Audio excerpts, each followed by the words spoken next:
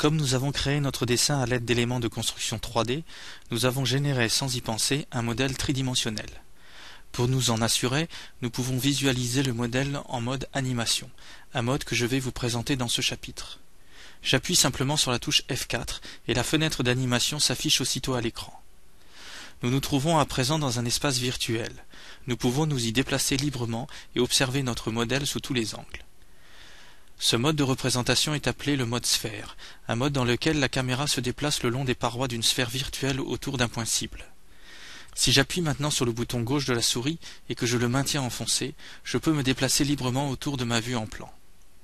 En appuyant sur le bouton médian de la souris, je peux déplacer la caméra latéralement ou vers le haut ou le bas.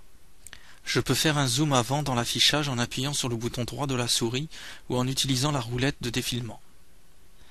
Lorsque nous nous déplaçons dans l'espace virtuel, nous pouvons voir le panneau à lamelles ou le mur extérieur à 2 couches. Cette fonction nous permet de contrôler aisément le modèle 3D du bâtiment et de repérer par exemple les éléments de construction manquants ou incorrects. Dans notre exemple, il manque par exemple une semelle de fondation, des fenêtres et des portes.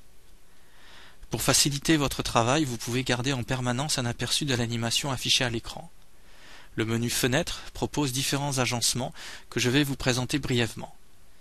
Cet agencement par exemple, la fenêtre de dessin est maintenant affichée à côté de la fenêtre d'animation et l'on aperçoit instantanément les répercussions d'un changement de la hauteur sur le modèle.